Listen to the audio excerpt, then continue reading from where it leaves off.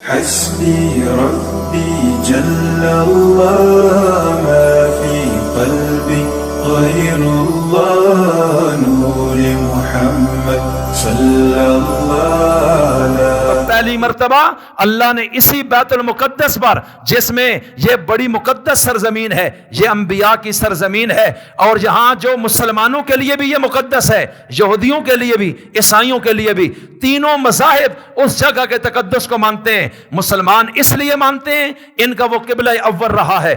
یہودی اس لیے مانتے ہیں کہ حضرت سلیمان اور داؤد نے وہاں ایک ہیکل سلیمانی تعمیر کی ہے. اس کی بھی میں مختصر کرتا ہوں تاکہ بنیادی معاملہ سمجھ آ جائے کہ جھگڑا کیا پڑا ہے. تو ہیکل سلیمانی کی تعمیر اور اس جگہ پر ہونے سے یہودیوں کے ہاں وہ بہت مقدس سرزمین ہے جس پر وہ قبضہ چاہتا ہے، اور مسلمانوں کا قبلہ اول ہے. مسلمان اپنے قبلے پر آنا چاہتا ہے کہ یہ زمین میرا حق ہے، تمہارا حق نہیں ہے. اور عیسائیوں کے ہاں اس جگہ مقدس ہے کہ اسی مقام کے ایک کنارے پر، اسی علاقے میں حضرت عیسیٰ علیہ السلام کی ولادت ہوئی ہے. وہ کہتے ہیں اس سے زیادہ ببرکت جگہ روئے زمین پہ ہماری نہیں ہے. تو تینوں فرقوں کا جھگڑا ہے، اور ایک زمانے تک بنی اسرائیل کے دو دھڑے، عیسائی اور یہودی، 2000 سال تک آپس میں لڑے. ان کی ایسی جنگیں ہوئی ہیں کہ یہودیوں کا بیج انہوں نے اڑا کر رکھ دیا، ان کی عمارتیں انہوں نے گرائیں، ان کی بلڈنگیں، عبادت خانے انہوں نے گرا دیے، ان کے مردوں کو قتل کیا، ان کی عورتوں کو غلام بنایا، ان کے بچوں کو غلام بنایا، اور مردوں کا قتل عام کیا، اور وہاں کی تورات کو جلا دیا. یہ تاریخ میں موجود ہے. اللہ قرآن میں یہی چیز کہہ رہا تھا، جب پہلی دفعہ تم فساد مچاؤ گے، نبیوں کو قتل، ظلم، زیادتی، باز نہیں آؤ گے، تو ہم تم پر جنگجو لوگ مسلط کر دیں گے. اور پہلی مرتبہ حضرت عیسی ولادت سے 600 سال پہلے بابل یعنی عراق کا بادشاہ بخت نصر تھا جس نے ان پر تسلط کیا، اور اس نے بیت المقدس کو گرا دیا. جو بلڈنگ حضرت سلیمان نے کھڑی کی تھی، ہیکل سلیمانی اسی کو کہا جاتا ہے، اور اس کو گرا دیا، اور وہ ساری عمارتیں تہس نہس کر دی. تورات اس نے جلا دی. یہاں سے سونے چاندی کے جو فرش تھے سب اکھاڑ کر لے گیا. 2.25 لاکھ بھیڑیں یعنی گائے کے بچڑے سونے کے بنے ہوئے بخت نصر وہ بھی لے کر چلا گیا. اور پھر دمشق میں جتنے یہودی خاندان تھے ان قتل عام کر دیا. اور بخت نصر کے دماغ میں یہ تھا کہ دنیا کے سب یہودی میں نے مار دیے. یہ سیاسی قوم ہے، یہ شرارتی ہیں، یہ امن پسند نہیں، یہ باز نہیں آتے، لہٰذا ان کے بیچ کو میں نے ختم کر دینا ہے.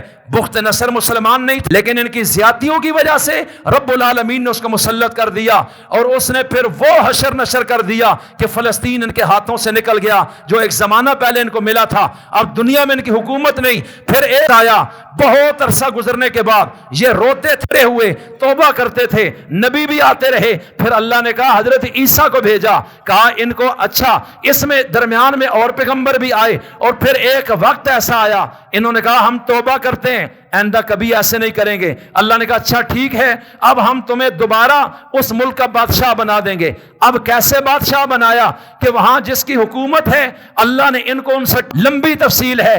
آخر کار اللہ تعالیٰ نے حضرت داؤد کے ذریعے اس جالوت کو قتل کروایا، اور پہلی مرتبہ فلسطین دیا داؤد کے دور میں. اور اس سے پہلے حضرت موسیٰ کے 40 سال بعد اللہ نے فلسطین پہلی مرتبہ جب وہ چھنا، تو پھر یہ داؤد علیہ السلام نے جب جالوت کو قتل کیا، اور پھر طالوت بادشاہ نے حضرت داؤد کو اپنی بیٹی، اس کی وفات کے بعد حضرت داؤد وقت کے بادشاہ بن گئے. این اس کیفیت میں ان کو دوبارہ فلسطین کی حکومت مل گئی. لیکن پھر ساتھ ساتھ وہی آتی رہی، سرکشی دوبارہ نہ مچانا ورنہ ظلم کا انجام اچھا نہیں ہوگا. پھر ایک وقت آیا، حضرت عیسیٰ دنیا میں آئے. اللہ نے کہا ان کو سمجھاؤ، یہ اپنے راستے سے بھٹک چکے ہیں، اگر باز نہیں آئیں گے ہم ان کے ساتھ کریں گے.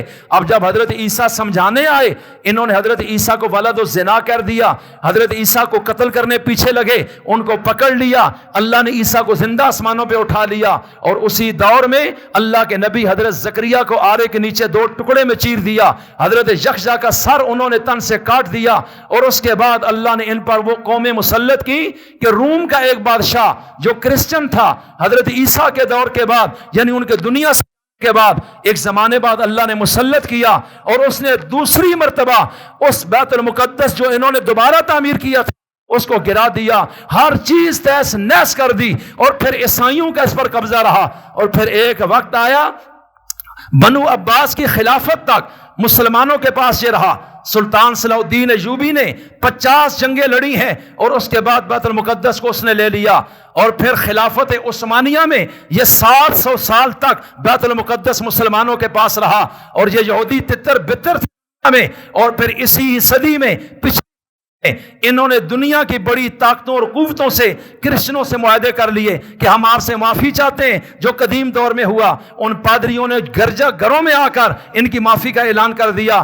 آج ہم ایک ہوں گے اور مسلمانوں کے خلاف ہم نے ایک ہونا ہے، ہمیں کسی طرح اسرائیل میں بٹھا، وہ ہمارا مذہبی ملک ہے۔ اس کے بعد انگلینڈ نے سرپرستی کی اور ان کو وہاں بٹھا، ان کو الگ ملک کی حیثیت کو تسلیم کر لیا۔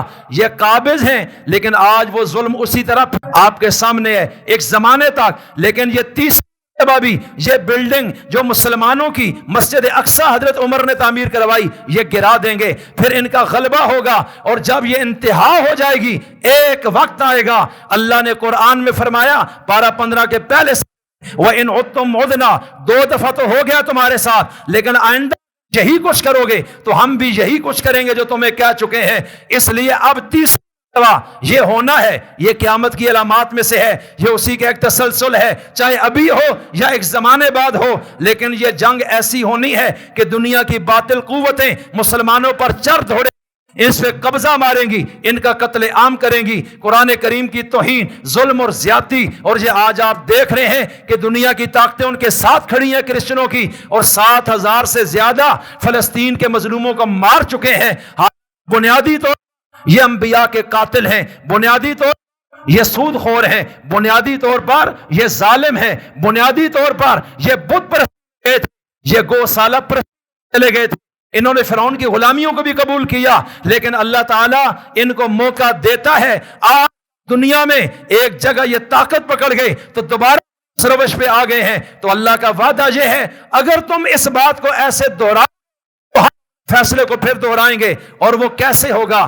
نبی کریم علیہ السلام نے فرمایا یہ دجال کے منتظر ہوں گے کہ دنیا میں ہمارا آخری سالار دجال ہوگا، جب وہ آئے گا تو ہم ساری دنیا کو یہودی بنا دیں گے، سارے مذہب کا خاتمہ کر دیں گے، اس کے لیے یہ سارے وسائل بنا رہے ہیں۔ اور فرمایا دجال کو قتل کرنے کے لیے حق کا علم بردار آسمانوں سے حضرت عیسیٰ کو اللہ اتار دے گا، دمشق کی جامع مسجد کبیر کے مینار پر حضرت عیسیٰ کو فرشتے لے کر اتریں گے، اور پھر دجال کو وہ قتل کریں گے۔ امام مہدی کے ہاتھ پر جو لشکر بیعت ہوں گے مسلمانوں کے، فرمایا خراسان سے کالے جھنڈوں کے لشکر ہوں گے، اور یہ کالی پگڑیوں والے لوگ ہوں گے، یہ ان کے ہاتھ پہ بیعت ہوں گے، اور ملک شام سے بھی ایک لشکر نکلے گا، یہ آل حق کا ہوگا، اور یہودی 1000 یہودی چوغے پہنے ہوئے، اصفہان ایران کا ایک علاقہ ہے، وہاں سے نکل کے دجال کے ہاتھ پہ بیعت ہوں گے۔ فرمایا وہ یہودی ایک طرف کھڑا ہے، دنیا میں ظلم کی انتہا ہوگی، اور امام مہدی کو اللہ بھیجے گا، اور پھر دجال کے خاتمے کے لیے حضرت عیسیٰ کو آسمانوں پہ اس لیے روکا ہوا ہے کہ دنیا میں آخری ظلم کا خاتمہ ہم آپ کے ہاتھ سے کروائیں گے۔